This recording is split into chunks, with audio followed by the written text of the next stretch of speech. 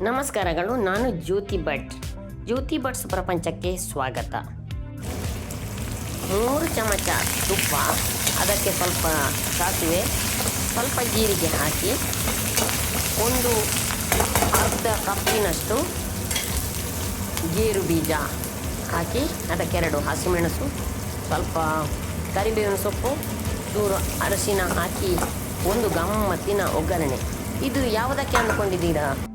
ಇದು ನಮ್ಮ ಪೊಂಗಲನ್ನು ಮಾಡುವ ವಿಡಿಯೋ ಮೊದಲೇ ಮಾಡಿದ್ದೆ. ನನ್ನ ಚಾನಲ್ನಲ್ಲಿದೆ, ಡಿಸ್ಕ್ರಿಪ್ಷನಲ್ಲಿ ಕೊಟ್ಟಿರ್ತೇನೆ, ನೋಡಿಕೊಳ್ಳಿ. ಈ ಪೊಂಗಲ್ ನಮ್ಮ ಮನೆಯಲ್ಲಿ ಭಾರಿ ಇಷ್ಟ. ಈ ಬೇಸಿಗೆಗಂತೂ ಹೊಟ್ಟೆಗೆ ತಂಪು, ಬಾಯಿಗೆ ರುಚಿ ಕೊಡುವಂತಹ ಪೊಂಗಲ್ ಬಹಳ ಆರೋಗ್ಯಕರವಾದಂತಹ ಉಪಹಾರ. ಇದು ಮೂಲತಃ ತಮಿಳುನಾಡಿನದ್ದಾದರೂ ಕರ್ನಾಟಕದಲ್ಲಿ ಬಹಳ ಜನಪ್ರಿಯ ಬೆಳಗಿನ ಬ್ರೇಕ್ಫಾಸ್ಟ್. ಅದಕ್ಕೊಂದು ಸೈಡ್ ಡಿಶ್ ಮಾಡೋಣ. ಒಂದು ದೊಡ್ಡ ನಿಂಬೆ ಗಾತ್ರದ ಹುಣಸೆ ಹುಳಿ, 1 ಇಂಚ್ ಉದ್ದದ ಹಸಿ ಶುಂಠಿ, ಅದನ್ನು ಸಿಪ್ಪೆ ತೆಗೆದು ಸಣ್ಣದಾಗಿ ಈ ಥರ ಕತ್ತರಿಸಿಕೊಳ್ಳಿ. ಅದನ್ನು ಒಂದು ಗುಂಡು ಕಲ್ಲಿನಿಂದ ಜಜ್ಜಿಕೊಳ್ಳಿ. ಕಾಯಿ ಮೆಣಸು ಅವರವರ ಖಾರಕ್ಕೆ ತಕ್ಕ, ನಾನಿಲ್ಲಿ 2 ಹಾಕಿದ್ದೇನೆ, ಅದನ್ನು ಕತ್ತರಿಸಿಕೊಳ್ಳಿ. ಹುಣಸೆ ಹುಳಿಯನ್ನು ನೀರಿನಲ್ಲಿ ಹಾಕಿಟ್ಟಿದ್ದೆ, ಅದು ಈಗ ಚೆನ್ನಾಗಿ ಬೊದಲಿದೆ. ಹಾಗೆ ಕೊತ್ತಂಬರಿ ಸೊಪ್ಪು ಕೂಡ ಕತ್ತರಿಸಿ ಇಟ್ಟುಕೊಳ್ಳಿ. ಈಗ ಇದಕ್ಕೊಂದು ಒಗ್ಗರಣೆ ತಯಾರು ಮಾಡೋಣ. ಇದು ಈ ಪೊಂಗಲಿಗೆ ಬೇಕಾದ ಪುಳಿಂಜಿಯ ತಯಾರಿ. ಈ ಪುಳಿಂಜಿಗಾಗಿ ನಾನು ತೆಂಗಿನೆಣ್ಣೆಯಲ್ಲಿ ಒಗ್ಗರಣೆ ಇಟ್ಟಿದ್ದೇನೆ. ಅದಕ್ಕೆ ಸಾಸಿವೆ ಮತ್ತು ಜೀರಿಗೆ ಹಾಕಿದ್ದೇನೆ, ಸ್ವಲ್ಪ ಕರಿಬೇವಿನ ಸೊಪ್ಪು ಹಾಕಿದೆ.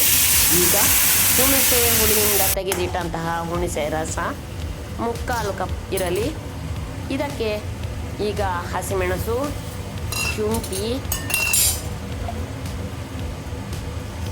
ಬೆಲ್ಲ, 1 ದೊಡ್ಡ ನಿಂಬೆ ಗಾತ್ರದ್ದು,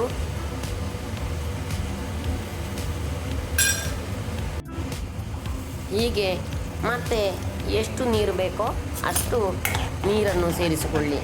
ಸಾಧಾರಣ ಇದು ಒಂದು 2 ಕಪ್ ಹುಳಿಂಜಿ ಆಗುವಷ್ಟು ಮಾಡಿದ್ದೇನೆ ನಾನು. ಇಷ್ಟನ್ನು ಹಾಕಿ ಇದಕ್ಕೆ ಉಪ್ಪು ಕೂಡ ಹಾಕಿಕೊಳ್ಳಿ, ರುಚಿಗೆ ತಕ್ಕಷ್ಟು 1 ಚಮಚ. ಚೂರು ಅರಸಿನ ಪುಡಿಯನ್ನು ಹಾಕಿಕೊಳ್ಳಿ. ಹಾಗೆಯೇ 1 ಚಮಚ ಸಾಂಬಾರ್ ಪೌಡರ್, ಮನೆಯಲ್ಲೇ ಮಾಡಿರುವಂಥದ್ದು, ಇದನ್ನು ಹಾಕಿಕೊಳ್ಳಿ. ಈಗ ಎಲ್ಲ ವಸ್ತುಗಳು ಇದಕ್ಕೆ ಹಾಕಿ ಆಯಿತು.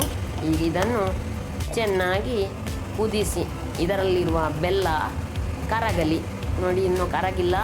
ಇದೊಂದು 2 ರಿಂದ 3 ನಿಮಿಷ ಹೀಗೆ ಚೆನ್ನಾಗಿ ಕಲಕಿಕೊಂಡು ಚೆನ್ನಾಗಿ ಕುದಿಸಿದಾಗ ಪೊಂಗಲಿಗೆ ಸೈಡ್ ಡಿಶ್ ಆರಾಮವಾಗಿ ಹೊಂದಿಕೊಳ್ಳುವ, ರುಚಿಯಲ್ಲಿಯೂ ಆರೋಗ್ಯಕ್ಕೂ ಸಹಕಾರಿಯಾಗುವಂತಹ ಹುಳಿ, ಅಂದರೆ ಹುಳಿ ಮತ್ತು